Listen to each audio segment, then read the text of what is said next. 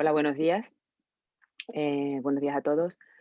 Bueno, mi nombre es Elisa Cordero y estoy encantada de moderar esta sesión de comunicaciones orales conjunto con el doctor Jesús Fortún de enfermedades infecciosas. Explico brevemente cuál va a ser la dinámica de esta sesión. Se va a estructurar en dos bloques de 4 comunicaciones cada una. Y después de cada uno de estos bloques, que estas comunicaciones están ya grabadas, después de cada uno de estos bloques se habrá una discusión con los presentadores de cada una de las comunicaciones. Así serán los dos bloques hasta finalmente pues, la discusión final y nos cerramos. Jesús, ¿quieres comentar algo? Nada, dar los buenos días a todos y agradecer a la SED su invitación. Es un placer compartir contigo, Elisa, estas comunicaciones, esta moderación y cuando queráis empezamos.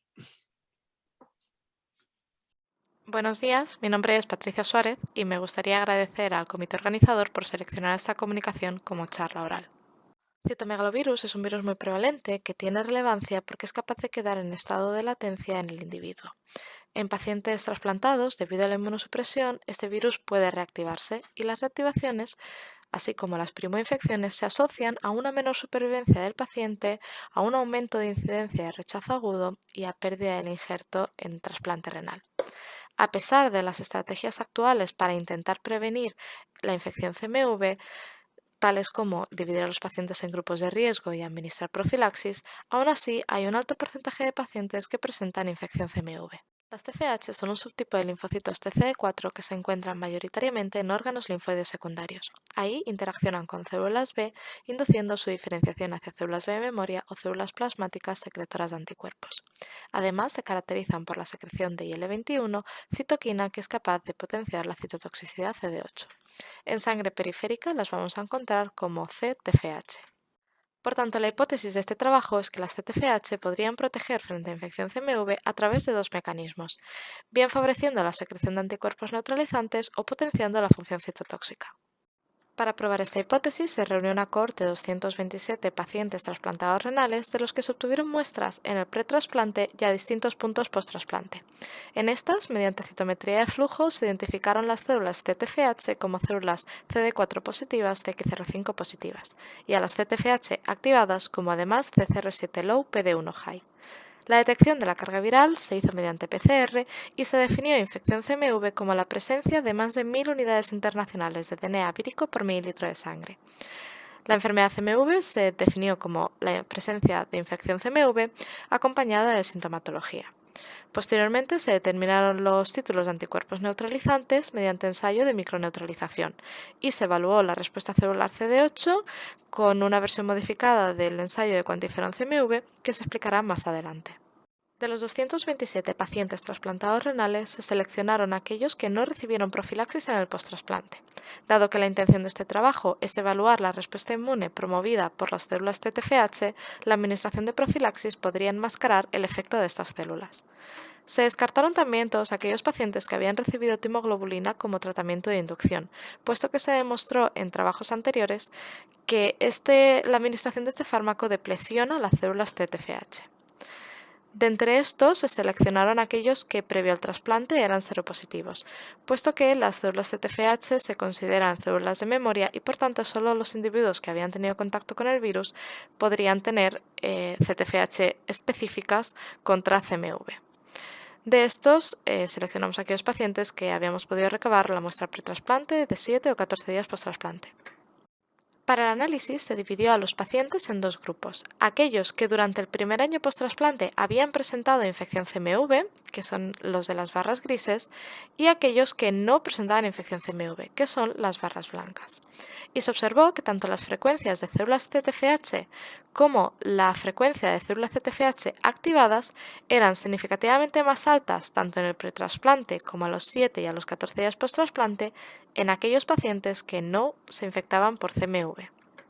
A continuación se evaluó la relación existente entre el tiempo de aparición de la infección CMV y los números absolutos de células TTFH, y se observó que tanto los números absolutos de células CTFH en el pretrasplante como a los 7 y 14 días correlacionaba positivamente con el tiempo de aparición de la infección CMV, es decir, que a mayores números absolutos de células ZTFH, más tarde presentaba la infección CMV el paciente. En un segundo paso del análisis se dividió a todos aquellos pacientes que habían presentado infección CMV entre los que progresaban a enfermedad CMV, que son las barras grises, y los que no. Y se observó que tanto los números absolutos de células ZTFH activadas como las frecuencias de estas células eran significativamente más altas en el pretrasplante en los pacientes que no progresaban a enfermedad CMV. Estos datos sugerían que las células ZTFH tenían un papel frente a la infección CMV, por lo que la siguiente pregunta fue si, además, estas células podrían prevenir la infección. Un análisis de supervivencia Cox mostró que las ZTFH activadas en el pretrasplante y a 14 días post-trasplante eran un factor protector frente a infección CMV, con un hazard ratio de 0,41 y 0,52 respectivamente. Además, interesaba encontrar un punto de corte que permitiese diferenciar un grupo de pacientes en alto riesgo de infección CMV y otro de bajo riesgo. Se hicieron análisis con distintos parámetros hallando un área bajo la curva buena y el parámetro que mejor área bajo la curva presentó fueron las ZTFH, las frecuencias de ZTFH a los 7 días post-trasplante, con un área bajo la curva de 0,71 y un hazard ratio de 0,32. Mediante el índice de Youden se identificó este cutoff como 11,9. Y el análisis de supervivencia Kaplan-Meier mostró que efectivamente el grupo de pacientes con las frecuencias de ZTFH por debajo de 11,9 tenían significativamente más riesgo de infectarse por CMV que el grupo de pacientes que presentaban las frecuencias de ZTFH por encima de 11,9. En conclusión a los datos presentados hasta el momento, podríamos decir que las células ZTFH pueden tener un papel en la protección frente a infección CMV y que incluso podrían prevenirla. Entonces el siguiente paso es dilucidar el mecanismo por el que actúan estas células. Y dada su cooperación con las células B, la primera hipótesis es que éstas promueven la secreción de anticuerpos neutralizantes. Por ello se determinaron los títulos de anticuerpos neutralizantes y se buscó asociación con las frecuencias de células ZTFH y ZTFH activadas. Sin embargo, no se encontró dicha asociación.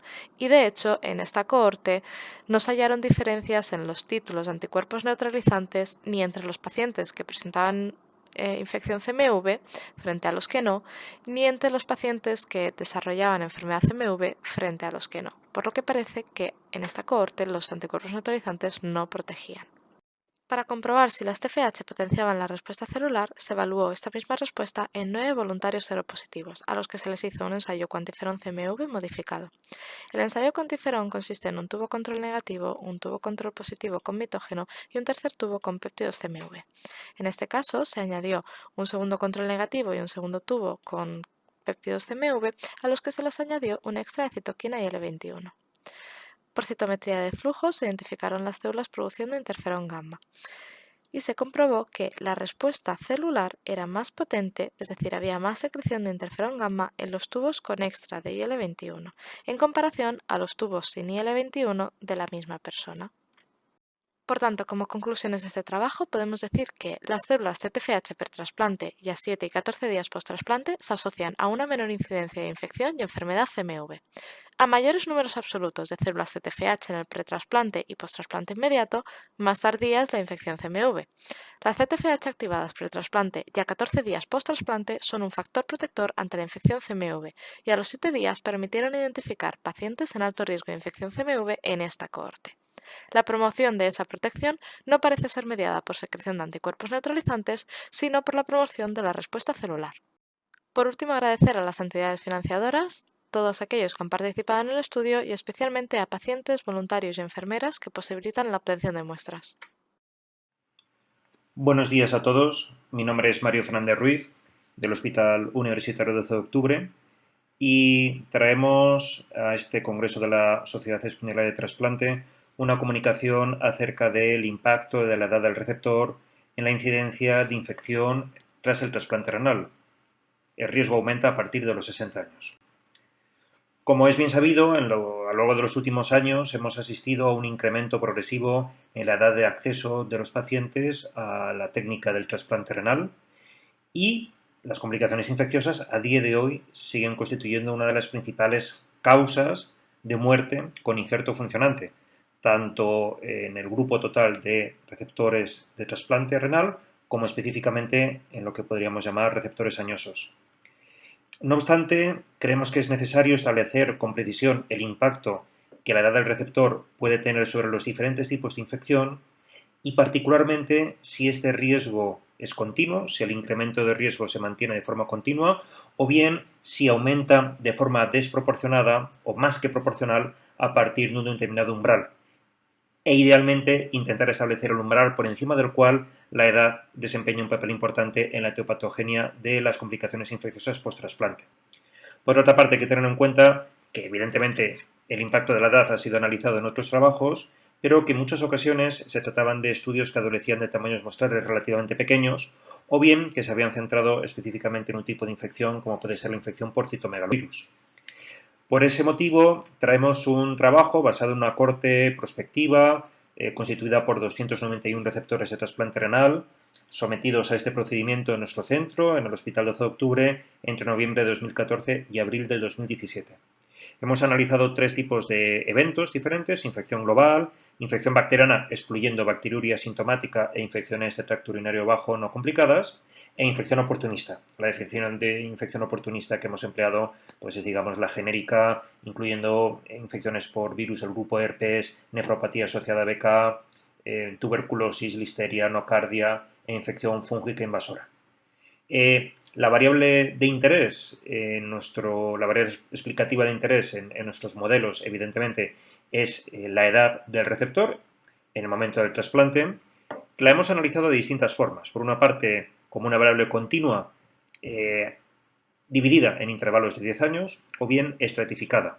Según los distintos puntos de corte que habitualmente se emplean en la literatura para definir al receptor añoso, 60 o 70 años, o bien buscando un punto de corte óptimo que combinara idealmente los parámetros de sensibilidad y especificidad.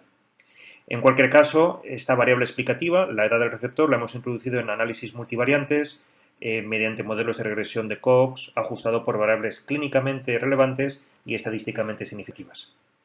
En nuestra corte, la edad media del receptor es de 54,7 con una mediana de 55 años y, como se puede comprobar, un rango intercuartílico desde los 44 prácticamente hasta los 67 años.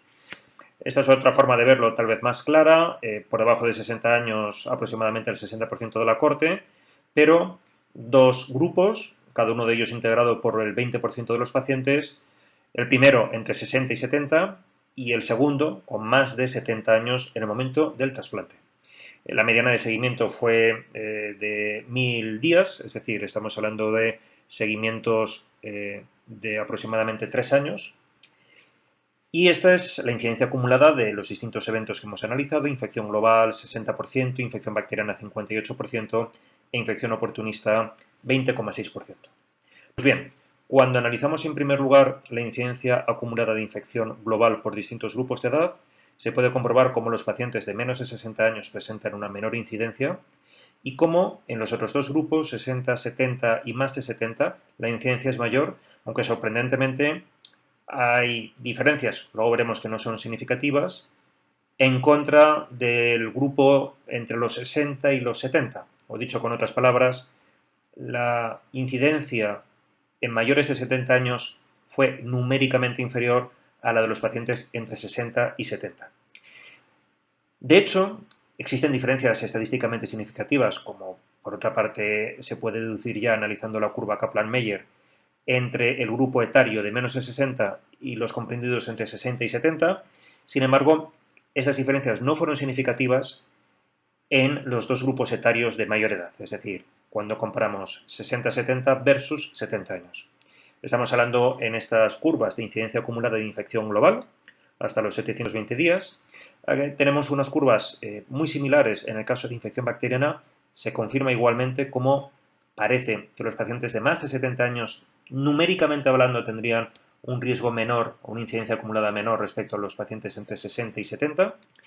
Y por último, en infección oportunista, donde ahora sí que encontramos un gradiente en la incidencia acorde con los distintos grupos de edad. La incidencia es menor por debajo de 60 años y se incrementa progresiva y gradualmente entre 60 y 70 y por último en los pacientes de más de 70 años. Cuando analizamos la variable edad del receptor de forma continua, eso sí, dividida en intervalos de 10 años, se puede comprobar cómo en todos los modelos de regresión logística de Cox ajustados por género del receptor, comorbilidades, estatus donante receptor para CMV, tipo de inducción, etc., en todos los casos se observan incrementos estadísticamente significativos por cada 10 años que aumenta la edad del receptor, que viene a ser pues, de en torno al 13-15% para infección global o bacteriana, pero que llega hasta el 33% en el caso de la infección oportunista. Quisimos analizar igualmente, ya para terminar, la variable edad, buscando un punto de corte que idealmente nos permitiera estratificar de una forma más óptima el aumento de infección, o dicho con otras palabras, comprobar a partir de qué punto podemos decir que el riesgo de infección aumenta de forma significativa con la edad. Y en ese sentido, hay que recordar, no obstante, que la capacidad discriminativa de la variable edad, analizada a través del área bajo la curva de características operativas del receptor, es decir, el estadístico C, fue relativamente bajo, vamos, de hecho, la discriminación per se es baja, un área bajo la curva de 0,574, perdón, con un punto de corte óptimo de 63 años, que arroja, bueno, pues cifras de especificidad del 75%, sensibilidad del 40%, con la incidencia de infección global que tenemos en nuestra corte, el valor predictivo positivo sería del 70%. Dicho con otras palabras, un paciente de más de 63 años tiene una probabilidad del 70% de presentar algún tipo de infección a lo largo de los años siguientes al trasplante, valor predictivo positivo. Las curvas Kaplan-Meier se dividen, se separan, como es lógico, de forma significativa y se puede comprobar como el riesgo ajustado en el modelo multivariante pues es prácticamente del 50%, un hazard ratio ajustado de 1,49 para una edad de más de 63 años. Por tanto, podemos concluir que efectivamente se confirma cómo la edad del receptor se asocia a una mayor incidencia tanto de infección global como de infección bacteriana y oportunista después del trasplante renal, que desde luego este impacto, esta asociación, parece independiente de otros factores de riesgo. Los incrementos, eso sí, eran relativamente bajos, hablamos de un incremento en torno al 10-15%, exceptualmente 33% para la infección oportunista, pero globalmente en torno al 10-15% por cada década que aumenta la edad del paciente. Este incremento de riesgo asociado a la edad parece que no es exactamente lineal y que se hace ya evidente a partir de la sexta década de vida y, de hecho, en nuestra experiencia, la diferencia entre los grupos comprendidos entre los 60 y 70 y los mayores de 70 años no es tan llamativa, de hecho no encontramos diferencias significativas. Dicho con otras palabras, parece que el incremento de riesgo asociado a la edad del receptor se hace ya evidente a partir de la sexta década de vida, lo cual pues, vendría tal vez a corregir un poco la definición al uso más habitualmente empleada en la literatura de receptor añoso por encima de los 70. Nuestro trabajo sugiere que habría que considerar de cara al riesgo de infección como receptores añosos por encima ya de los 60-63 años de edad. Y muchísimas gracias por su atención. Hola, buenos días. Soy Mario Ágreda, médico adjunto del Servicio de Urgencias y colaborador de la Unidad de Enfermedades Infecciosas del Hospital 12 de Octubre, con el que hemos realizado en conjunto con el Servicio de Nefrología este estudio sobre el impacto pronóstico de los niveles de lactoferrina fecal en la infección por Clostridioides difficile en receptores de trasplante organosólido. Quiero agradecer además a la organización de este congreso virtual de la Sociedad Española de Trasplante por habernos seleccionado para la presentación de esta comunicación oral. Comienzo con una breve introducción sobre el Clostridioides difficile. Como todos sabéis, es un microorganismo anaerobio estricto esporulado con capacidad para la producción de toxinas patógenas en los humanos. Es la principal causa de diarrea infecciosa nosocomial y una de las principales infecciones que ocurren dentro de las instalaciones sanitarias en los países desarrollados. Aunque estudios recientes evidencian que hasta un 41% de los casos pueden ser adquiridos en la comunidad. La epidemiología en Europa de esta infección es difícil de estimar debido a las diferencias entre los sistemas sanitarios de cada país, aunque por extrapolación con datos de Reino Unido se estiman más de 170.000 casos anuales con un coste alrededor de 100 millones de euros. Aunque los pacientes mayores hospitalizados y en especial con tratamiento antibiótico son el principal grupo de riesgo de esta infección, se ha observado un aumento de los casos en poblaciones especiales como pueden ser niños, pacientes con enfermedad inflamatoria intestinal o pacientes inmunodeprimidos. Por otro lado, la lactoferrina fecal es una glicoproteína con actividad antimicrobiana que es liberada por el tracto gastrointestinal en respuesta a un evento infeccioso o inflamatorio. Una característica destacable es que tiene actividad antimicrobiana, uniéndose al hierro libre que inhibe el crecimiento de las especies bacterianas dependientes de este. También puede unirse a receptores en la superficie bacteriana, lo que induce a la muerte de bacterias gram negativas debido a una alteración en la pared celular e inhibe la formación de biopelículas. En condiciones inflamatorias, los niveles de lactoferrina aumentan. Se ha visto que los niveles de lactoferrina fecal se elevan en la infección por Clostridioides difficile y se correlacionan con la gravedad en pacientes inmunocompetentes. Aunque la información disponible acerca de la utilidad de este biomarcador en el contexto de la infección por Clostridioides difficile en huésped inmunodeprimido es escasa. Nos planteamos un estudio preguntándonos si la respuesta en los pacientes receptores de trasplante de órgano sólido es similar a la de los pacientes inmunocompetentes. Realizamos un estudio prospectivo que incluyó 170 pacientes con diagnóstico de un primer episodio de infección por Clostridioides difficile en el hospital 12 de octubre, entre enero y diciembre de 2017. Incluimos tres grupos de pacientes: pacientes receptores de trasplante de órgano sólido, pacientes con inmunodepresión que no han recibido un trasplante de órgano sólido y pacientes inmunocompetentes, grupo control. La clasificación de los episodios de infección por Clostridioides difficile la hicimos leve moderada versus grave fulminante. Los niveles de lactoferrina fueron determinados mediante el kit comercial de ELISA en la primera muestra de heces recibida. Además, analizamos la capacidad en el grupo en concreto de receptores de trasplantes de órganos sólidos. Como podéis observar en la diapositiva, está la distribución de pacientes según los órganos trasplantados. Aunque los niveles de lactoferrina fecal fueron mayores en los episodios graves fulminantes en relación a los de naturaleza leve moderados, no hubo diferencia estadísticamente significativa. Para calcular la capacidad predictiva de la lactoferrina fecal en infecciones graves fulminantes de Clostridioides difficile, calculamos el punto de corte óptimo mediante la J de Youden, como lo había nombrado previamente, dándonos como resultado un valor de 85.6 microgramos por mililitro. Con este valor pudimos obtener una sensibilidad del 57% y una especificidad del 84%. Para predecir, mediante la determinación de la lactoferrina fecal, la infección grave en pacientes receptores de trasplante de órgano sólido. Además, con un valor predictivo negativo del 87%. Por último, como veis en la gráfica, los niveles de lactoferrina fecal fueron mucho más bajos en receptores de trasplante de órgano sólido, en comparación con inmunodeprimidos no trasplantados o con pacientes inmunocompetentes, siendo la diferencia estadísticamente significativa.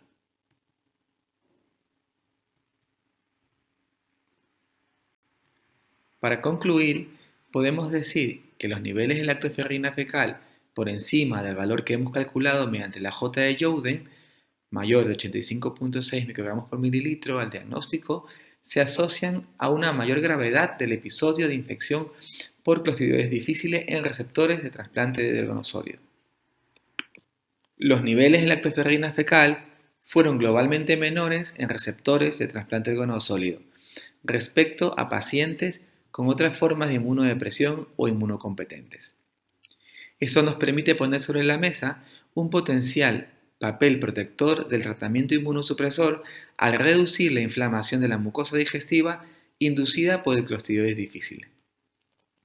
Sin embargo, estos resultados están limitados por el pequeño tamaño muestral. Será necesario entonces estudios posteriores que ratifiquen estos resultados. Muchas gracias por su atención. Buenos días, soy Laura Corbella del Hospital 12 de Octubre y os voy a presentar un trabajo que hemos realizado que se titula El impacto clínico de las infecciones por enterobacterias productoras de carbapenemasas en trasplante de órgano sólido. Hay algunos estudios previos, pocos, que estudian pues, el impacto en los pacientes trasplantados respecto a los no trasplantados, como está el CID del 2014, donde encuentran que los pacientes con sepsis y bacteriemia, el trasplante de órgano sólido es un factor protector frente a la mortalidad, tanto a los 30 como a los 90 días. Así pues, se postula que el tratamiento inmunosupresor en estos pacientes puede reducir la respuesta inflamatoria sistémica asociada a la infección, lo que podría suponer un beneficio pronóstico de los pacientes trasplantados respecto a los no trasplantados. No obstante, esta hipótesis en infecciones por enterobacterias productoras de carbapenemasa pues no se ha testado. De esta forma, los objetivos del estudio serían analizar la gravedad de la infección y la mortalidad en los pacientes trasplantados frente a los no trasplantados en las infecciones por enterobacterias productoras de carbapenemasa. De una cohorte de 167 infecciones por Klebsiella pneumoniae productora de carbapenemasa en el Hospital 12 de Octubre entre el 2013 y el 2016 se seleccionaron 23 episodios de infección en trasplantados correspondientes a 14 pacientes y se emparejaron con 23 infecciones en no trasplantados, que serían los controles, que fueron pacientes no inmunodeprimidos emparejados por el mismo síndrome clínico, por la presencia de bacteriemia y por una edad similar. El trasplante más frecuente fue el renal, el cardíaco y el hepático, y se midieron como objetivos secundarios la presencia de sepsis grave o shock séptico, la puntuación en el score de PIT y el score de Increment, y los niveles de leucocitos y PCR al día 1, 7, 14 y 28. Y como objetivo primario pues se evaluó la mortalidad precoz a los 7 días y la mortalidad tardía a los 30 días en los pacientes trasplantados y en los no trasplantados. En cuanto a los resultados, pues bien, estas infecciones, el 35% fueron infecciones del lecho quirúrgico, seguidas en un 26% por infecciones urinarias, y no encontramos diferencias.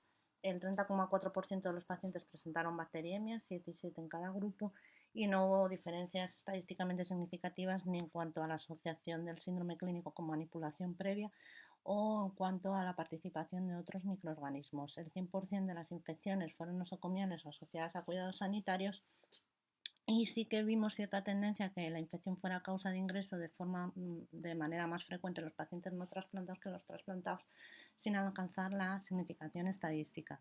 Desde el punto de vista microbiológico, lo más importante es que el 100% tenían un fenotipo compatible con BLE y se genotiparon el 87% de las cepas clínicas de estos pacientes con un genotipo compatible con OXA48, de tal forma que muchos de ellos presentan una resistencia intermedia a imipenem y meropenem, y hasta el 40% tienen unas CMIs a uno u otro mayores de 8, y si comparamos trasplantados con no trasplantados, la tasa de resistencias es un poquito mayor en los meropenem o imipenem en los pacientes trasplantados respecto a los no trasplantados, igual que la resistencia de alto grado definida como CMIs mayores de 32. No obstante, estas diferencias no fueron significativas. La resistencia a otros antibióticos intravenosos, como son aminoglucósido y tigeciclina, fueron en torno al 25%. La colistina asciende ya hasta el 43%, y los antibióticos orales como quinolonas, cotrimoxazol, nitrofurantoína, fosfomicina, estas cepas presentaban elevados niveles de resistencia in vitro.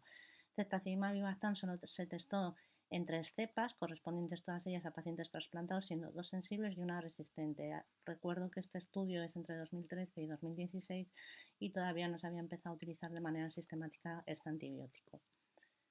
En cuanto a las características basales, no encontramos diferencias, excepto en la enfermedad renal, que es más frecuente en los pacientes trasplantados que en los no trasplantados. Y en cuanto a las manipulaciones previas y relacionados con ingresos previos, sí que vemos que los pacientes trasplantados tienen más tiempo acumulado de ingreso previo al episodio infeccioso, aunque no alcanzan la significación estadística, y sí que han recibido con más frecuencia antibiótico, más tiempo de antibiótico respecto a los pacientes no trasplantados. En la evaluación de los parámetros clínicos de gravedad no vemos diferencias entre los pacientes con sepsis o sepsis grave o shock séptico y no encontramos diferencias en los dos scores de gravedad empleados, que fueron el PID y el increment. Sí que se objetivó cierta diferencia con una menor tendencia a recuento de leucocitos por milímetro cúbico en pacientes trasplantados respecto a no trasplantados tanto al día 7 como al día 28, y en cambio no encontramos diferencias significativas en los niveles de PCR. En cuanto al tratamiento, la gran mayoría de los pacientes hacen un control adecuado del foco y hasta el 87% de los trasplantados y el 83% de los no trasplantados reciben tratamiento adecuado, y el 65% de los trasplantados este antibiótico fue adecuado, fue precoz, y en el 61% de los no trasplantados. Los pacientes trasplantados reciben con más frecuencia antibiótico combinado, tanto empírico como específico, y se sabe por otros estudios que recibir tratamiento combinado aumenta la probabilidad de recibir un tratamiento adecuado. No obstante, en ninguna de estas variables encontramos diferencias significativas entre un grupo y otro. En cuanto a los distintos tipos de antibiótico, a modo de resumen, como antibioterapia empírica, los pacientes trasplantados reciben con más frecuencia carbapenémicos, tigeticlina o aminoglucósidos, y de forma similar ocurre en la antibioterapia posantibiograma, teniendo mayor peso dichos antibióticos respecto a otros, debido pues, al ajuste que se hace según el antibiograma. Y finalmente, para concluir, no encontramos en el análisis de T-cuadrado diferencias en la mortalidad. No obstante, en las curvas de supervivencia sí que vemos cierta tendencia a una menor mortalidad de los pacientes trasplantados respecto a los no trasplantados a precoz, a los 7 días, para luego posteriormente igualarse a los 30 días.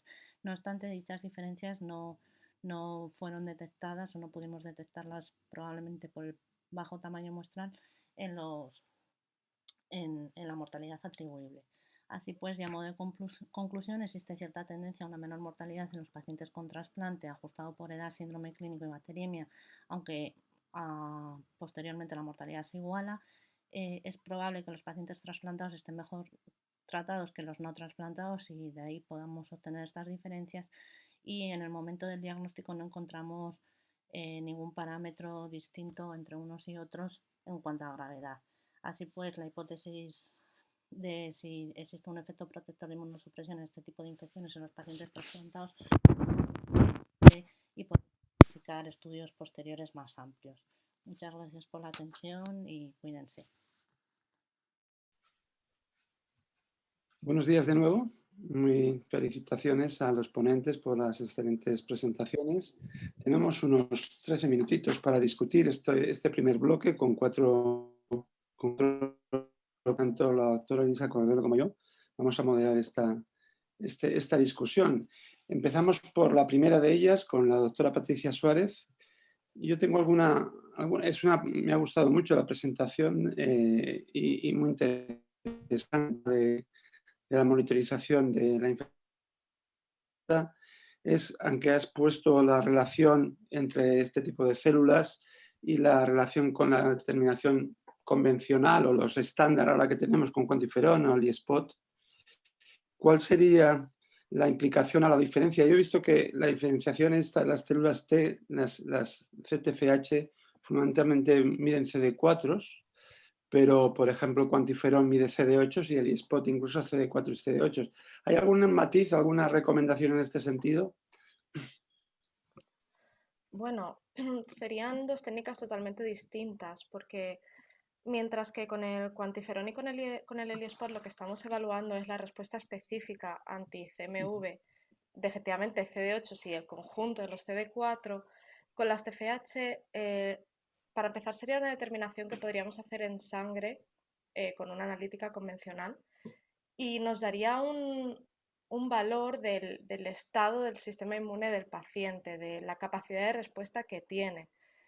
De manera que sería óptimo utilizarlo como un biomarcador, aunque harían falta más ensayos que corroborasen estos hallazgos, claro está, pero como un biomarcador que nos ayudase a identificar esos pacientes que, aunque clásicamente o actualmente se están catalogando como pacientes que no requieren profilaxis, sí podrían beneficiarse de la administración de de la profilaxis. Ujú. Bueno, no sé si Elisa quería hacer una pregunta. Te voy a hacer una pregunta. Yo, no sé si es una limitación importante no haber incluido pacientes que reciben globulina, porque es un factor claro de infección por CMV. No sé por la exclusión, lo habéis relacionado con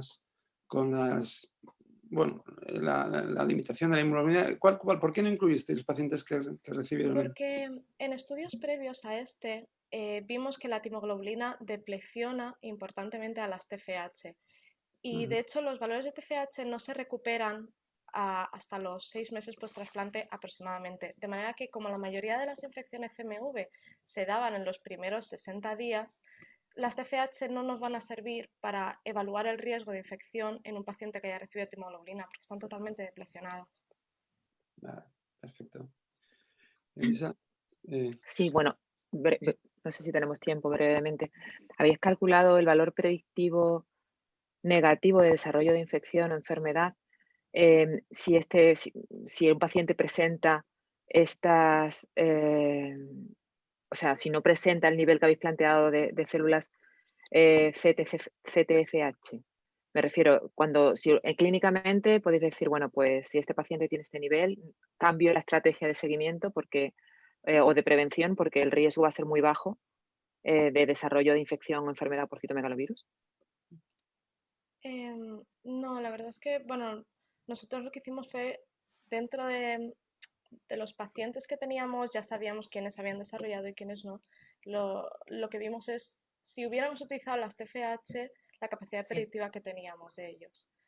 Pero no hemos evaluado el cambio de estrategia de prevención en caso de si estaban por encima o por debajo del corte. Perfecto. Muchas gracias.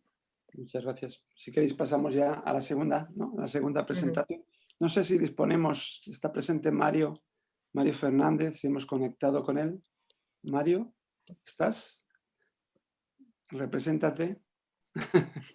No lo sé. Quizás le podemos dar un poquito de margen, ¿no? Y no sé si no está Mario, no sé si Mario Ernesto también. Si no, Laura. No sé si está. ¿No tenemos ninguno de los tres? ¿Perdón? Seguimos con Patricia. Pues sí. Creo que alguien intenta, pero no sé. Seguimos, no sé. Pues si queréis, seguimos con Patricia. ¿Estás tú ahí? Sí, estoy aquí. Pero a mí yo creo que tu comunicación da para 15 minutos de discusión, sin duda, ¿no? Porque me parece un trabajo magnífico, ¿no? Y quiero felicitaros por ello.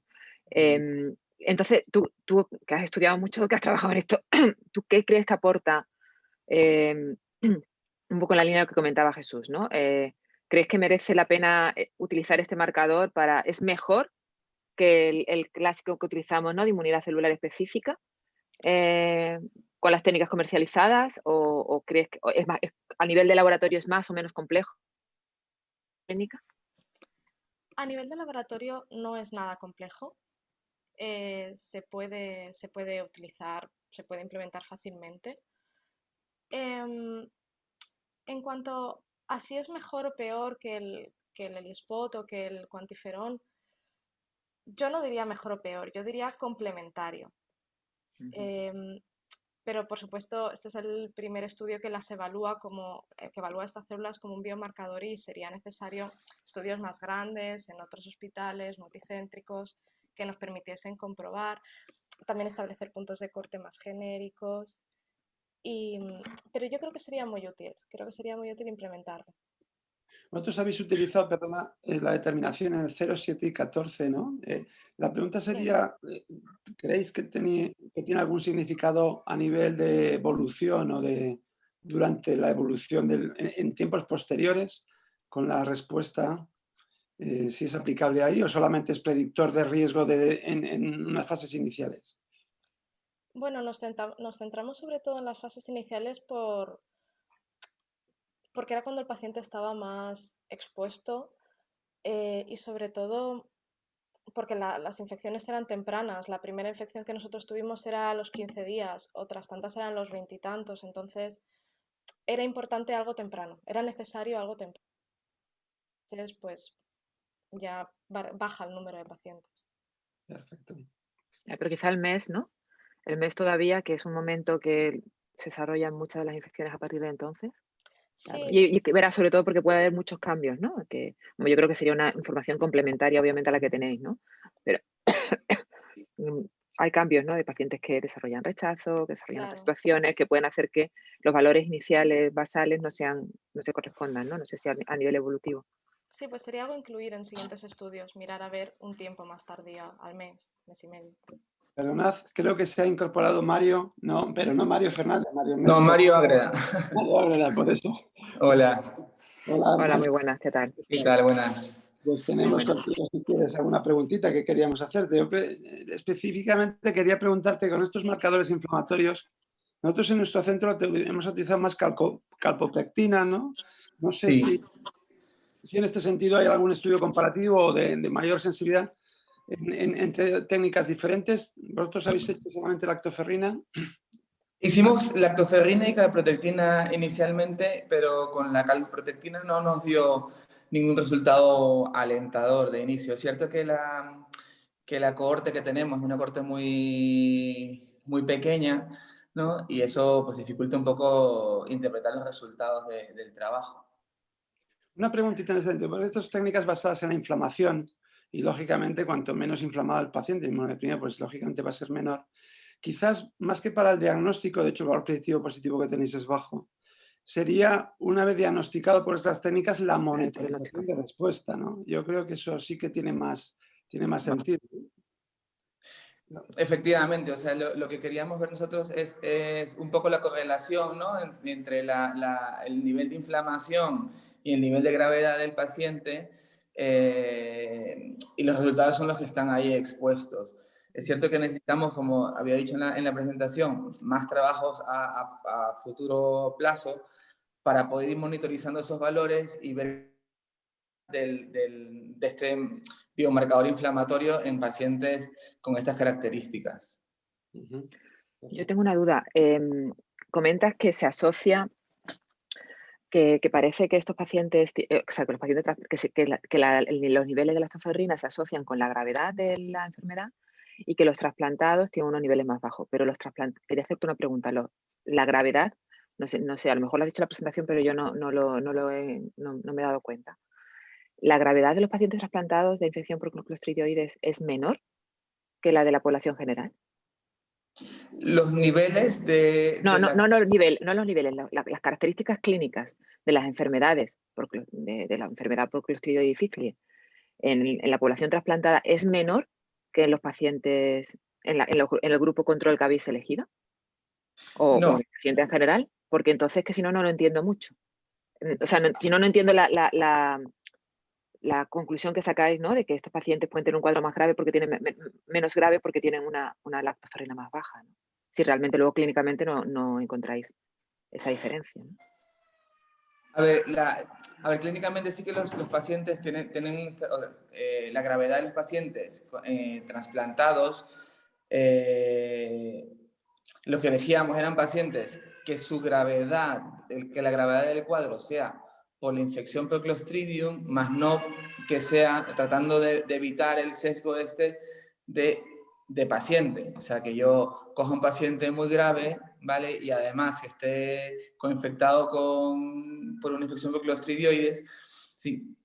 Entonces nos basábamos en esto, la gravedad de la bacteria per se, ¿no? del Clostridioides per se, más no de la gravedad por el paciente trasplantado. Pacientes trasplantados estables, ¿vale? En los cuales comenzábamos a medir sus niveles y correlacionábamos con la gravedad del cuadro, pero de infección.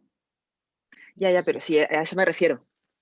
Es decir, tenemos dos grupos de pacientes, trasplantados, no trasplantados. Sí. Comprobáis que los niveles de lactoferrina en el paciente trasplantado se asocian a una mayor gravedad clínica en el paciente trasplantado, ¿no? Es así. Pero por otra parte decimos que los niveles de lactoferrina en el trasplantado son más bajos que en población general. Es así, ¿verdad? Entonces Sí. yo te pregunto, y tú dices, bueno, como es más o más bajo, pues que los pacientes por el tratamiento inmunosupresor deben tener cuadros más leves, pero me está diciendo que no, que los cuadros son igualmente graves. Sí, lo que ¿O pasa no? es que ¿O es así?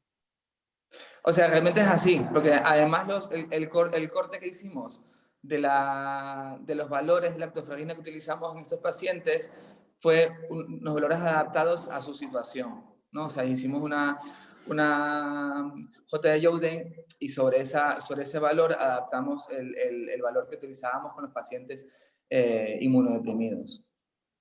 Ajá. Oye, perdonadme que os interrumpa porque nos quedan un minuto, creo que se ha incorporado también Laura.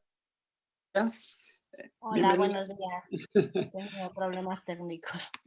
Nada, muy bien.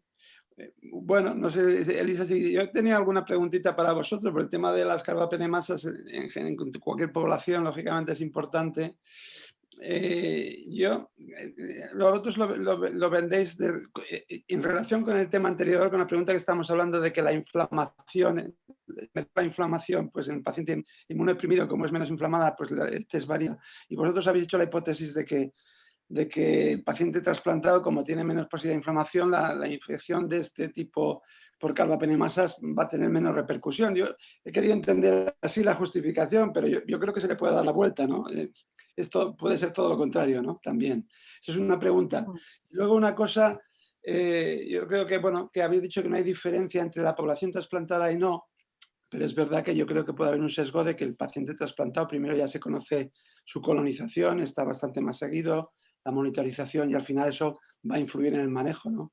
No sé qué opinas. Sí, un poco el inicio de tratamiento, el tiempo de inicio de tratamiento, una cosa que yo también quería preguntar, si he podido modificarlo, ¿no? En un trasplante estamos más alerta y ponemos tratamiento antes, ¿no? Sí, o sea, un poco la hipótesis era que probablemente efectivamente los pacientes trasplantados, pues al estar con inmunosupresión, como que la infección fuera menos grave. Y bueno, sí que hemos intentado ajustar más o menos por síndrome clínico, lo que pasa que hay otros factores de confusión, efectivamente, pues como el tiempo hasta el tratamiento, la colonización previa, que no es imposible ajustar entre los dos grupos.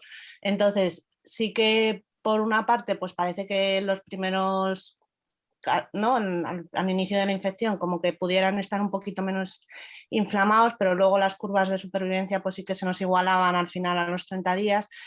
Y bueno, pues sí que es probable, no sabemos muy bien si es porque estén menos inflamados o probablemente pues porque el paciente trasplantado, los trasplantólogos estén pues, más encima de si están colonizados o no por carbapenemasas, el tratamiento que empleen probablemente sea un tratamiento un poco más adaptado, ¿no? Al paciente, a la gravedad, y pues nos vayamos a tratamientos pues, como ceftazidima, vivactana a lo mejor, o meropenem, y otro tipo de tratamientos un poco empíricos más altos como para cubrir bien a esos pacientes.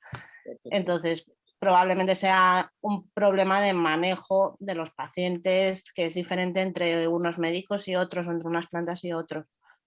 Bien. Chicos, Bueno, creo que estamos sí, teniendo, eso es. hay 16 y son 17, os agradecemos, hemos tenido problemas técnicos, pero creo que al final ha quedado una discusión bastante interesante y que a Mario Fernández les tiraremos de las orejas por no presentarse. La Pero saliente de guardia, pobre, habrá sufrido algo. nada, ya lo sabemos. Os agradecemos mucho y no sé si tienes, Elisa, algo más que decir. Si no, Nada, vamos al siguiente bloque. Venga, muchas gracias. Gracias a los tres. Buenos días. A continuación les presentaré la experiencia en nuestro centro acerca de la utilidad de la diálisis peritoneal en pacientes trasplantados de órgano sólido no renal. El riesgo de desarrollar enfermedad renal crónica a los 5 años de un trasplante de órgano sólido no renal varía en torno a un 7 y 21% dependiendo del tipo de órgano trasplantado. Dentro de los mecanismos implicados se incluye una disfunción crónica del órgano trasplantado, un fracaso renal agudo previo con una recuperación incompleta de la función renal, así como la nefrotoxicidad de los anticalcinurínicos. Este último sigue siendo el mecanismo más relevante, ya sea por su toxicidad directa o por factores derivados de su uso que favorecen la progresión de enfermedad renal crónica. Se estima que el 29% de esta población progresará a una enfermedad renal crónica avanzada con necesidad de terapia renal sustitutiva. El uso de diálisis peritoneal ha estado limitado en este grupo de pacientes por temor a una mayor incidencia de complicaciones infecciosas y no infecciosas debido a la inmunosupresión, además de una posible peritoneotoxicidad por anticalcineurínicos. Existen estudios limitados que comparan el uso de diálisis peritoneal y hemodiálisis en estos pacientes. Dentro de las complicaciones no infecciosas pueden haber problemas con la cicatrización de heridas tras la colocación del catéter de diálisis peritoneal, dando lugar a fugas, a hernias umbilicales e incisionales, sobre todo en los pacientes trasplantados hepáticos, ya que se han sometido a una cirugía abdominal mayor o que hayan tenido episodios previos de ascitis o peritonitis bacteriana espontánea, que aumenta el riesgo de adherencias intestinales.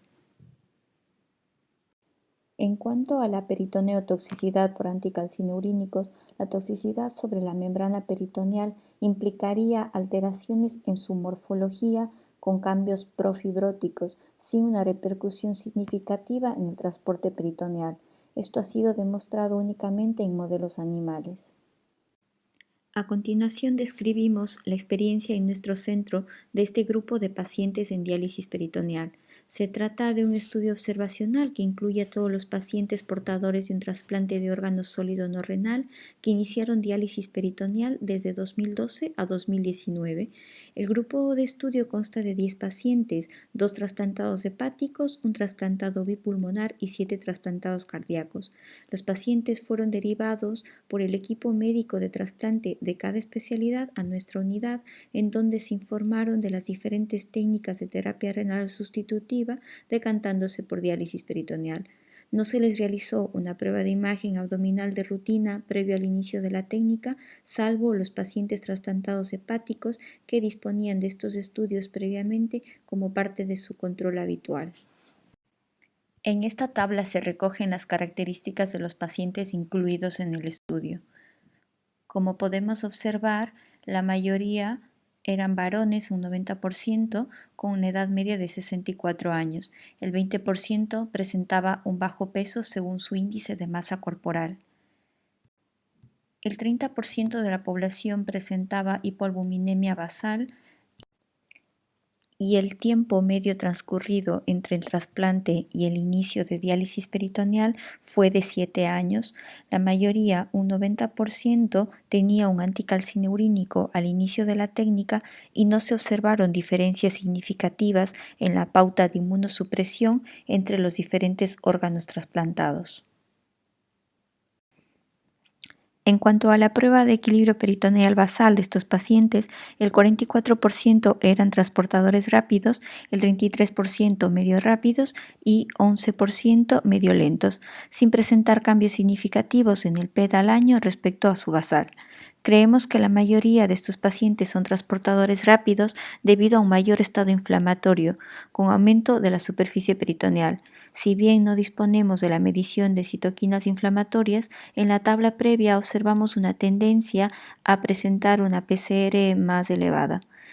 En comparación con el resto de la población en diálisis peritoneal, no hubo diferencias significativas. Dentro de las complicaciones no infecciosas, un paciente trasplantado cardíaco presentó una hernia inguinoescrotal al mes del inicio de la técnica, precisando una transferencia temporal a hemodiálisis, pero después de 4 semanas, tras su corrección quirúrgica, reinició la técnica sin ninguna incidencia. No hubo otro tipo de complicaciones no infecciosas. En lo referente a las complicaciones infecciosas, observamos 4 peritonitis por estafilococo aureus en un mismo paciente y 3 infecciones del orificio de salida, 2 por estafilococo aureus y otro por Serratia marcensis, y no hubo infecciones fúngicas.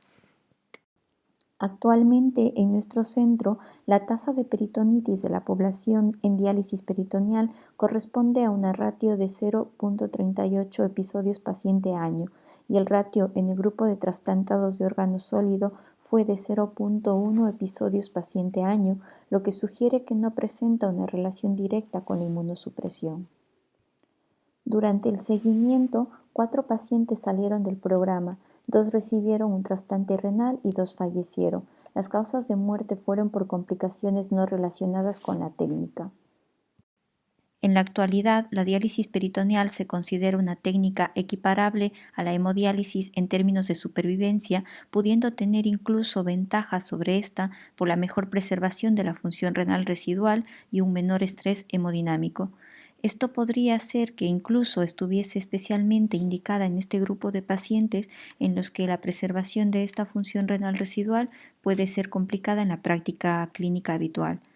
En conclusión, en nuestra experiencia, con la limitación del pequeño tamaño de la muestra, los pacientes con trasplante de órgano sólido no renal presentan una evolución favorable en diálisis peritoneal, sin un riesgo añadido de complicaciones infecciosas o no infecciosas, con buenos resultados en lo referente a seguridad y adecuación de la diálisis, sin diferencias en el transporte peritoneal independientemente del órgano trasplantado. Buenos días, mi nombre es María José Reguera, soy nefróloga del Hospital Universitario Nuestra Señora de Candelaria en Tenerife y les presento un trabajo que hemos titulado ¿Existen otros factores de riesgo de infección por virus BK en pacientes poliquísticos con trasplante renal? Este es el esquema que vamos a seguir a lo largo de la presentación. Y a modo de introducción, recordar que el virus BK es un poliomavirus que permanece latente en el epitelio del tracto urinario de la población sana. Se descubrió por primera vez en 1971 en un paciente trasplantado renal que presentaba una estenosis del uréter. Debe su nombre a las iniciales de su descubridor. La infección primaria ocurre principalmente en la infancia, probablemente por transmisión oral y o respiratoria, quedando posteriormente latente en el urotelio por el que presenta tropismo. En el trasplante renal, debido a la situación de inmunosupresión, la reactivación del virus es común. Se presenta principalmente como una forma subclínica, con viruria y viremia, pero puede acabar provocando la pérdida del injerto por una nefropatía tubulointersticial conocida como nefropatía por BK. Además, ocasionalmente puede provocar obstrucción ureteral e hidronefrosis y ocurre con mayor frecuencia en el primer año post-trasplante debido a la situación de inmunosupresión intensa. La prevalencia de la viruria, de la viremia y de la nefritis en los trasplantados se encuentra en torno al 30, al 13 y al 8% respectivamente. En esta diapositiva les muestro de forma gráfica las diferentes manifestaciones del virus desde su forma más leve a su forma más grave.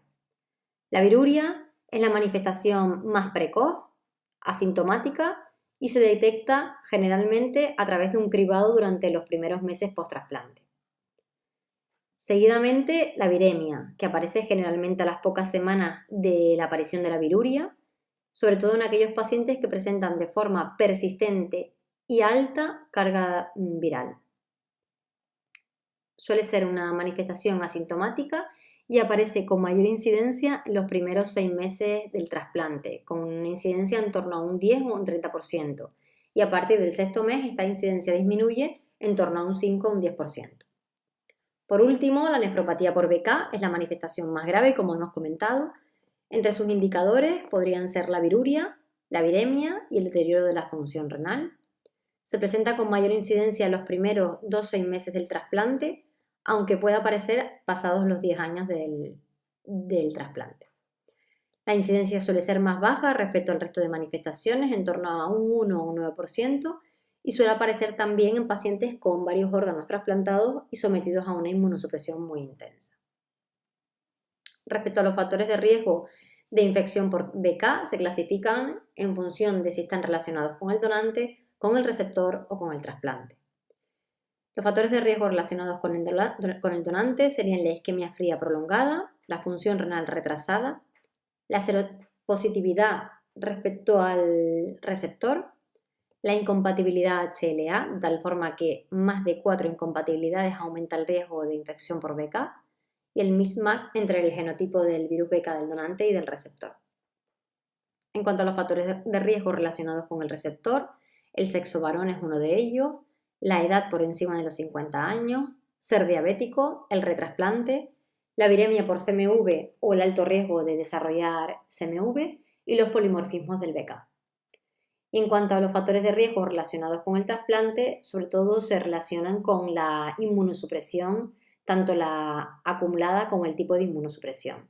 Así, el PRA elevado es un factor de riesgo, también la presencia de rechazo agudo, la inducción con ATG, el tacrolimus, la doble terapia con micofenolato y esteroides y altas dosis de esteroides.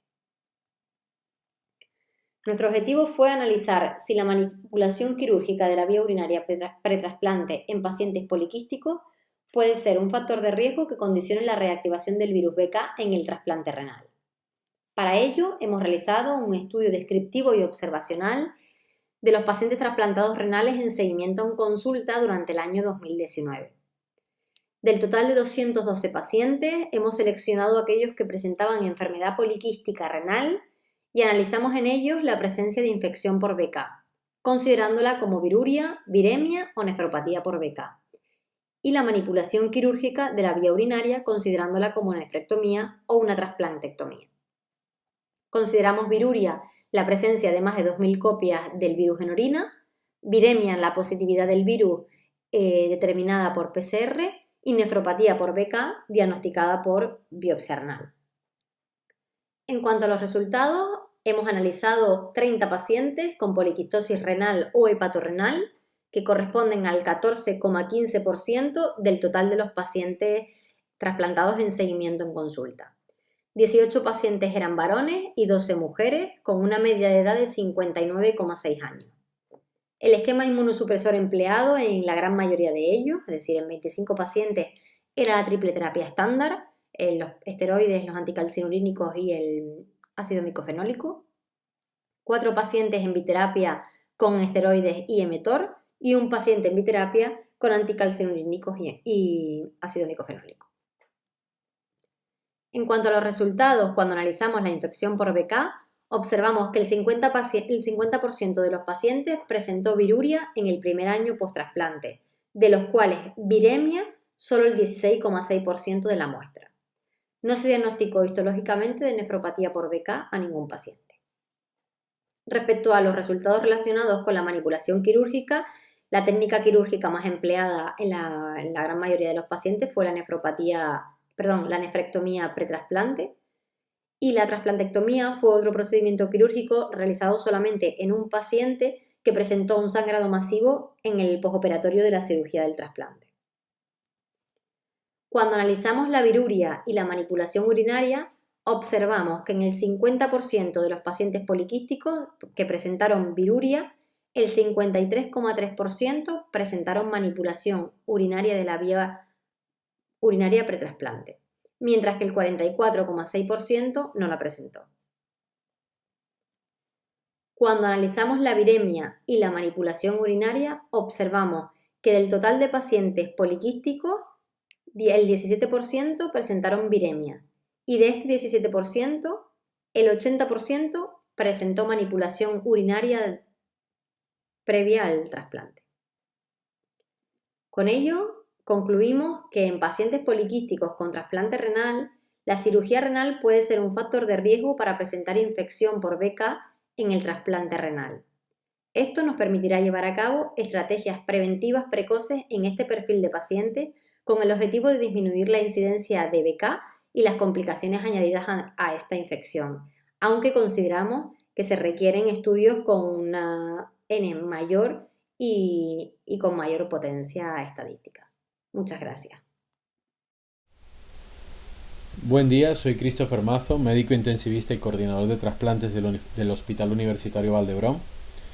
Agradezco al comité organizador por permitirnos presentar en este congreso nuestro estudio que se titula, de forma interrogativa, ¿se contaminan más las soluciones de preservación en la donación asistolia controlada?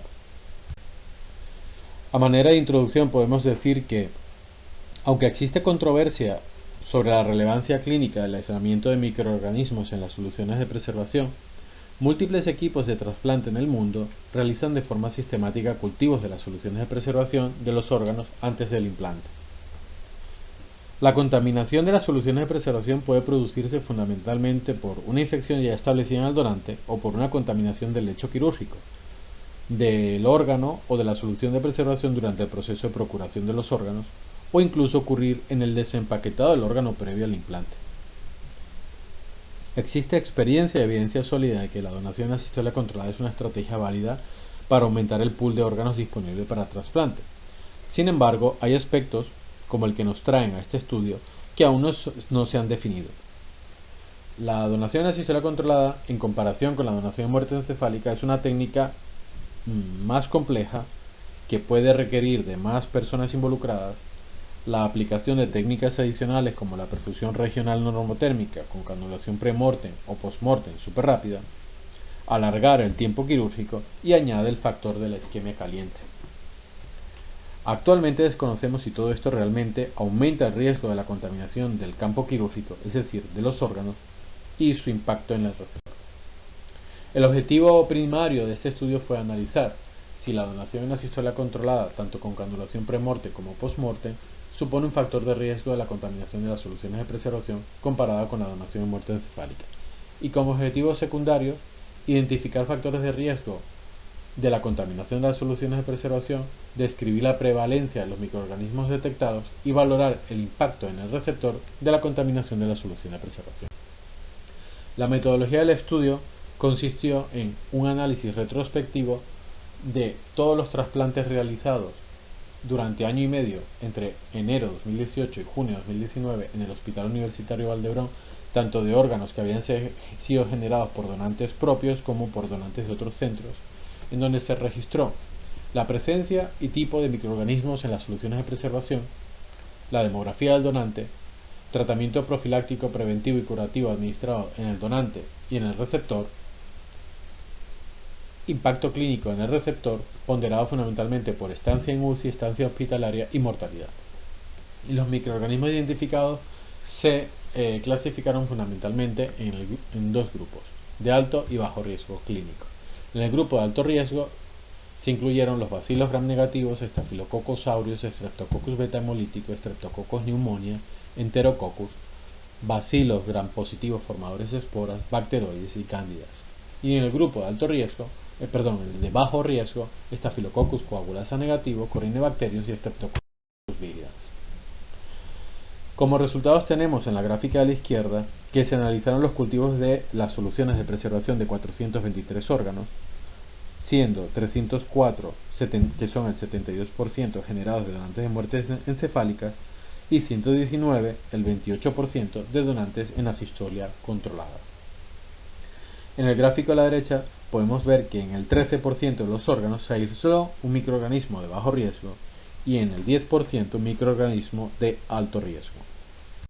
En la siguiente diapositiva podemos ver en la gráfica a la izquierda que el 14% de los microorganismos aislados en las soluciones de preservación coinciden con un aislamiento en cultivos previos al donante, por lo que el 86% restante puede ser atribuido a contaminación durante la extracción, empaquetado o desempaquetado de los órganos. En la gráfica del centro podemos ver que del total microorganismos aislados el 42% son de alto riesgo, y en la gráfica de la derecha podemos ver que la mayoría de los aislamientos de microorganismos de bajo riesgo fueron debidos a Staphylococcus coagulasa negativo, y los de alto riesgo fueron mayoritariamente debidos a Klebsiella, Enterococcus, Serratias, Escherichia coli y Pseudomonas aeruginosa. Aquí podemos ver que la prevalencia de cultivos positivos tanto para microorganismos de alto riesgo como de bajo riesgo es muy similar y es en torno al 24%, tanto para órganos obtenidos de donantes en muerte encefálica como obtenidos de donación en asistolia controlada. Al comparar la prevalencia tanto de cultivos positivos global como de aislamiento de microorganismos de alto riesgo en la donación en asistolia controlada con canulación premortem frente a la postmortem, identificamos una mayor prevalencia, 33% versus 23%, estadísticamente significativa, en la cohorte de la canulación premortem. Al estudiar las diversas variables que consideramos como posibles factores de riesgo de contaminación de las soluciones de preservación, identificamos una asociación significativa de la existencia de extracción pulmonar en el procedimiento de extracción con una mayor prevalencia de cultivos positivos global y también específicamente de microorganismos de alto riesgo. No se encontró asociación significativa de cultivos positivos de las soluciones de preservación con el número de órganos extraídos, tiempo de isquemia fría, edad del donante mayor de 65 años, la administración de antibióticos en el donante, el centro donante propio versus externo y la estancia en UCI del donante. Al analizar el impacto de la contaminación de las soluciones de preservación, encontramos, que podemos ver en el gráfico a la izquierda, que solo el 16% de los microorganismos aislados en las soluciones de preservación también creció posteriormente en los cultivos realizados en los receptores. Y en el gráfico de la derecha podemos ver que del total de microorganismos que crecieron en los cultivos de los receptores, 1/3 coincidían con el microorganismo que había crecido previamente en la solución de preservación del órgano recibido. Aquí podemos observar que el crecimiento de microorganismos en los cultivos de las soluciones de preservación se asocia de forma significativa con la estancia en UCI y hospitalaria del receptor de dicho órgano, con más influencia en los casos correspondientes a microorganismos de alto riesgo. En cuanto al análisis de impacto clínico grave, tenemos que en 2 casos el cultivo positivo de la solución de preservación se asoció con infección del lecho quirúrgico en el receptor. Ambos casos fueron de trasplante renal, uno debido a Enterococcus faecium, que se resolvió con tratamiento antibiótico dirigido, y otro por Escherichia coli, que requirió, además de tratamiento antibiótico, trasplantectomía del órgano. Estos 2 casos representan el 2% de los casos con cultivos positivos. Podemos concluir que la donación en asistolia controlada no se asocia a un incremento del riesgo de contaminación de las soluciones de preservación, que nuestros resultados sugieren que dentro de la donación en asistolia controlada, la canulación pre-mortem puede ser un factor de riesgo de contaminación de las soluciones de preservación, que la extracción pulmonar en comparación con el resto de órganos se asocia a un aumento del riesgo de la contaminación de las soluciones de preservación, y que la contaminación de las soluciones de preservación supone una mayor estancia en UCI y hospitalaria, y que las consecuencias de la contaminación de las soluciones de preservación son infrecuentes pero graves. Muchas gracias. Hola, buenos días, soy Manuela Moreno y voy a hablar sobre el tratamiento con antivirales de acción directa en pacientes trasplantados renales con coinfección por VIH virus C. La coinfección por VIH virus C es muy prevalente en los pacientes con infección por VIH en nuestro medio, estando más del 50% de los infectados VIH positivos en tratamiento renal sustitutivo coinfectos por el virus C. Aunque la vía de transmisión de ambos virus es similar, estos pueden causar daño renal de forma independiente. En los trasplantados renales coinfectos se ha descrito una menor supervivencia del injerto y del paciente que en los trasplantados renales infectos solo de VIH. Los antivirales de acción directa son unas pequeñas moléculas que actúan a nivel de las proteínas estructurales del virus C. Su uso fue aprobado en Estados Unidos en el año 2013 y los tenemos disponibles en España desde el 2015. Estos proporcionan una respuesta virológica sostenida a las 12 semanas de tratamiento con una eficacia superior al 90%. En los receptores de trasplante renal infectados solo con virus C han demostrado una eficacia similar a la población general. Los estudios publicados en el trasplante hepático aportan datos muy positivos y estos podrían extrapolarse al trasplante renal. Sin embargo, la experiencia comunicada en trasplante renal es muy limitada, con solo otros 2 artículos, con 13 pacientes en total y un tiempo de seguimiento inferior a 1 año. Por ello, el objetivo de nuestro trabajo es describir la experiencia en nuestro centro con 4 pacientes. Entre enero de 2001 y diciembre de 2018, 11 pacientes VIH positivos se trasplantaron en el Hospital Puerta del Mar de Cádiz. De ellos, 6 estaban coinfectos por el virus C. Uno de ellos perdió el injerto por causas diferentes a la infección antes de la aparición de estos fármacos. Otro con injerto normofuncionante ha rechazado el tratamiento. De los 4 restantes, 3 se trataron después del trasplante y 1 se trató estando todavía en hemodiálisis. Estas son las características demográficas de nuestros pacientes. Señalar que el paciente número 4, que se muestra en un color diferente, es aquel que se trató estando en hemodiálisis. Todos eran varones con una edad media de 57 años. En todos los casos, la vía de infección fue el uso de drogas vía parenteral. Ninguno estaba coinfecto por el virus B y ninguno se había tratado previamente con terapias basadas en interferón. Actualmente todos están vivos con el injerto normofuncionante y el tiempo de seguimiento tras el tratamiento con estos fármacos fue de 40 meses. En cuanto al VIH, todos los pacientes estaban en tratamiento con antirretrovirales basados en inhibidores de la integrasa. Ninguno requirió cambio de tratamiento de dosis durante el tratamiento con antivirales de acción directa. El recuento de CD4 estuvo en torno a 250 células todo el tiempo y la carga viral de VIH fue indetectable tanto antes como tras el tratamiento. En cuanto al virus C, ninguno había desarrollado hipertensión portal, cirrosis o carcinoma hepático. Los 3 pacientes tratados post-trasplante habían desarrollado diferentes grados de fibrosis. En ellos el tiempo post-trasplante hasta el inicio del tratamiento con antivirales de acción directa fue de 99 meses. En estos pacientes, esta terapia incluyó sofosbuvir asociado a otros fármacos. El paciente que se trató estando todavía en diálisis recibió un régimen diferente, con lo que se conoce como pauta 2D asociado a ribavirina. Este paciente se trató 18 meses antes de recibir el trasplante. Todos los pacientes alcanzaron una respuesta viral sostenida a las 12 semanas de tratamiento y actualmente permanecen con una carga viral de virus C indetectable. Ninguno de los pacientes ha presentado recaídas, complicaciones graves y ninguno tuvo que suspender el tratamiento.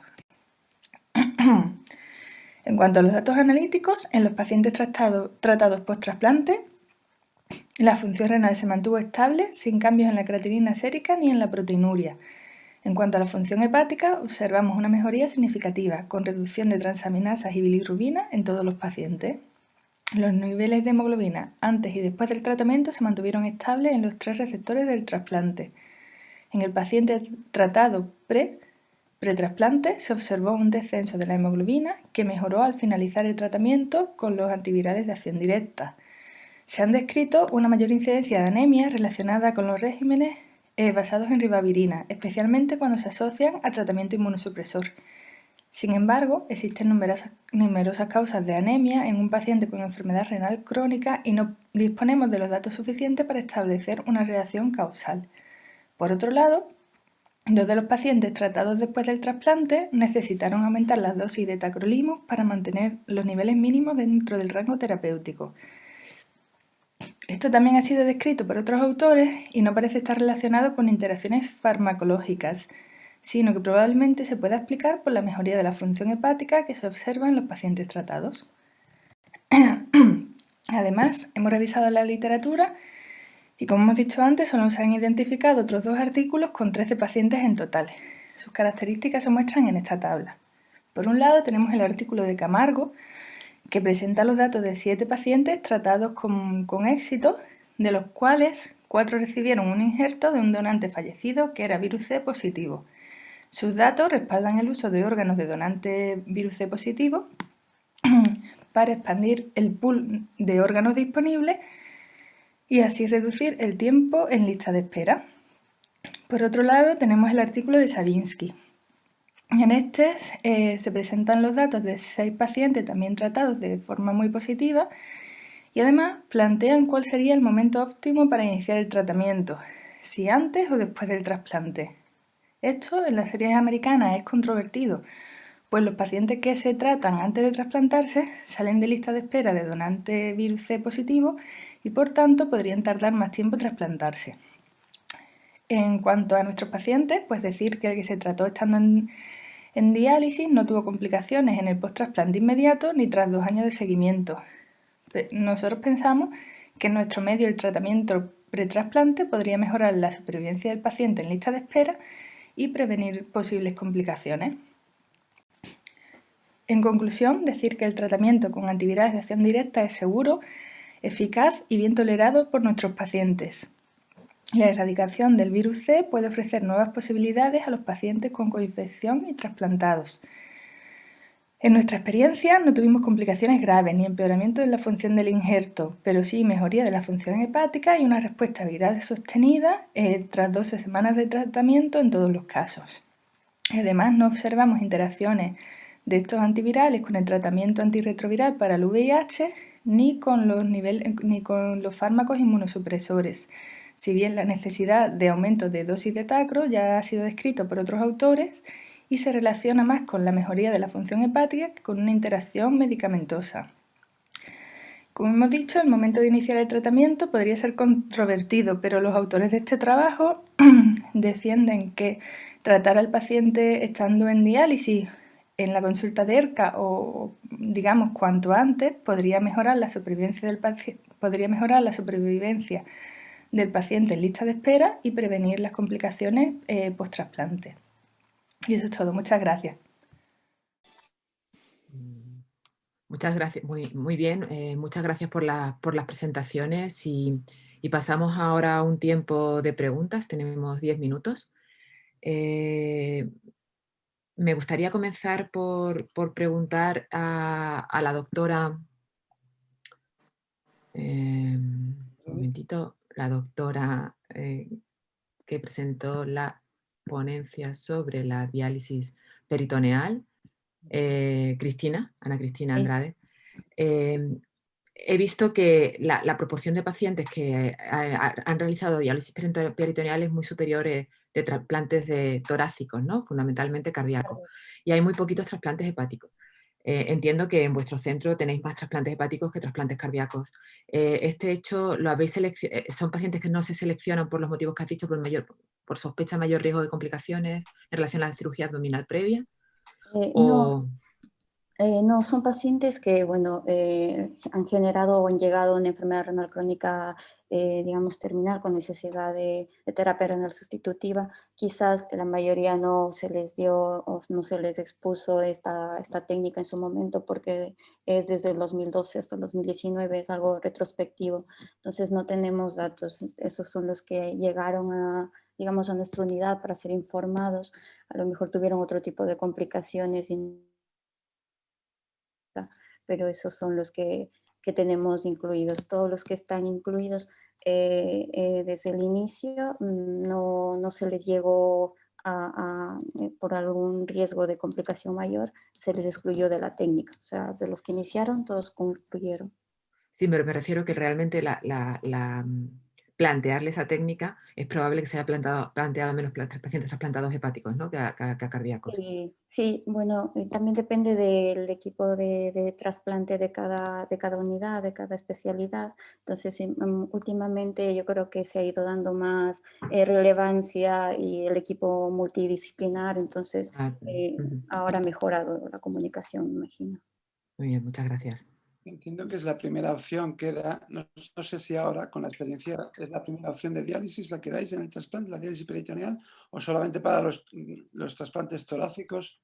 Entiendo que es complicado aplicar a los abdominales con bridas residuales. Por supuesto, el hígado no creo que tuviera el CARE, ¿no? Cuando hicisteis la diálisis ya. Hay una serie de condiciones, me imagino.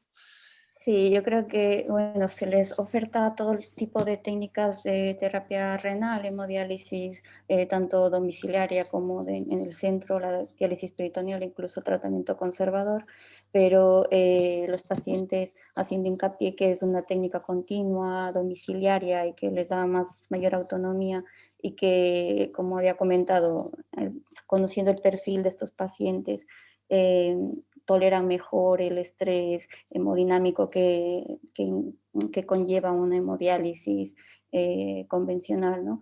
Entonces, creemos que genera una ventaja adicional este tipo de técnica continua y que puede ser eso, mejor tolerado por estos pacientes. Por eso nos hemos planteado como primera opción. Muchas gracias, María José. Tenemos poquito tiempo. Si a mí me gustaría hacer alguna pregunta. Tengo algunas preguntas para el resto de ponentes. Muchísimas gracias. María José Reguera, en esta presentación yo estoy un poquito confusa, porque no entiendo muy bien en la introducción que has hecho por qué estáis mirando solamente, os habéis focalizado en el receptor de trasplante renal con enfermedad poliquística. Y eso es una de las primeras cosas que quería preguntaros. No sé si me puede, y luego te hago una segunda pregunta. Sí. Inicialmente lo hicimos un poco por un poco ver si tenía relación el tema de la manipulación urinaria con la infección por BK. Y un poco para no coger una muestra tan grande y que los resultados fuesen un poco más dispersos, pues nos centramos principalmente en los poliquísticos, porque eran con los que mayor frecuencia iban a tener manipulación de la vía urinaria, como es la nefrectomía pretrasplante. Fue esa la razón. Y a mí me ha sorprendido tus resultados. Yo no conozco mucho cómo predispone, ¿no?, la predisposición de la enfermedad policistística a la infección por BK, pero los resultados que vosotros planteáis son completamente diferentes a alguno publicado con una cohorte de casi 500 pacientes, en la cual la enfermedad poliquística, estos pacientes tienen menos enfermedad renal y la manipulación, o sea, la cirugía previa, reduce el riesgo. ¿Cómo me explicas eso? No sé si lo has leído, supongo que seguro que has leído esa bibliografía. Porque justamente lo Pues la contrario verdad a es lo que que vosotros planteáis. Sí, justo. Pero la verdad es que no lo explicábamos por el tema de que como el virus se queda implantado en la zona o se queda latente en la zona de la vía urinaria, pues por eso creíamos, pues la hipótesis nuestra es que el tema de la manipulación de la vía urinaria pretrasplante, pues podía ser una condición que justificase la aparición del BK. Y es verdad que la muestra es muy pequeñita y no, como comenté, la potencia estadística es limitada, pero sí que es verdad que estamos continuando los estudios para ver si tenemos unos resultados un poco más potentes con el resto de enfermedad renal no asociada solamente a poliquistosis, sino con el resto de enfermedades renales. María José, perdona una pregunta. Me ha sorprendido que en la manipulación solo consideráis el acto quirúrgico y no sé si habéis incluido la canalización ureteral, ¿no? O la manipulación. Eso no está incluido. Quizás también eso es un factor, ¿no? No está incluido, claro, no está incluido, pero porque fue un estudio un poco rápido y un poco para ver los resultados, pero es verdad que sí que lo tenemos presente en el resto vamos, en lo que estamos haciendo ahora actualmente, sí que lo tenemos en cuenta. Perfecto, muy bien. Pues sí, pasamos a Christopher. A la siguiente evaluación, Elisa. Sí. Bueno, yo de Christopher quería hacerte una pregunta. Bueno, me pareció muy interesante la comunicación que presentáis. Quería preguntarte el manejo. Todo paciente que tengáis un líquido de preservación con una infección por un patógeno potencialmente no oportunista o no contaminante, ¿lo tratáis y durante cuánto tiempo? ¿Christopher? Lo hemos perdido. Bueno, pues si quieres pasamos a la siguiente, ¿no? Jesús, si quieres tú preguntar algo. A Manuela. Sí. Hola. Está aquí. Muy bien, Christopher. Perdón, es que he tenido una serie de... Nada, no te preocupes. De problemas. Hola, ¿qué tal? Muy buenas. Por fin. ¿Potencialmente no oportunista? ¿Has oído la pregunta o te la repito? Te repito la pregunta, Christopher, porque a lo mejor no la has oído. Sí, por favor. Bueno, mi pregunta concreta era que si vosotros en el hospital tratáis de forma sistemática a todo paciente a todo receptor que tiene un órgano, una solución de preservación contaminada, o sea, con un cultivo positivo de un tratamiento de un patógeno no oportunista. ¿No lo hacéis? No, esto siempre requiere de una interpretación clínica del escenario, ¿no? Entonces nunca es algo directo, no es sine qua non. Vosotros... Perdona, Cristian, me llama la atención porque en la literatura todo este dispositivo de medio de preservación salió a raíz de un estudio francés muy grande con el cándida. No, pero es que oigo muy mal. Sí, porque está oyendo mi pregunta como con retardo de nuevo, ¿no? No estoy oyendo, es que, un momento, a ver, que me saldré de lo de la... No lo hacéis. Sí, eso es, hay un retardo, efectivamente. Si se puede salir de la plataforma. Sí. ¿Sí? Ahora creo que sí. Ahora sí os oigo bien. Es que lo oía doble y... Vale, perfecto. Me llama la atención los agentes causales, que siempre se había dado más protagonismo a cándida y a problemas de arteritis en el injerto y tal. Habéis encontrado sobre todo gran negativos, ¿no? Los aspectos, desde luego, la enfermedad grave al receptor. Sí. Eso es una pregunta. Y luego, en el pulmón, ¿no? Que se contaminen más, me imagino, o se colonicen más, serán más agentes de la vía aérea, me imagino, de que tenía el donante, ¿no? Sí. Bueno, el enfoque que nosotros damos al análisis va orientado al tema de la donación asistolia controlada, ¿no? Que sería aquí como la variable nueva o distinta que podría representar mayor riesgo de contaminación de las soluciones de preservación, es decir, del órgano durante el proceso de donación. En el contexto de todo esto es interesante también entender la epidemiología del donante, si es distinta, y conocer el zoológico, ¿no? Que es la pregunta que haces tú, de cuáles serían los patógenos. Llama la atención que aquí el principal problema parece ser enterobacterias. Tanto desde el punto de vista de qué patógenos encontramos, como de qué patógenos son los que luego van a tener de verdad impacto clínico en el receptor, ¿no? Entonces, respondiendo a la primera pregunta. El por qué, no tengo la respuesta de por qué las enterobacterias, por qué no hongos, ¿no?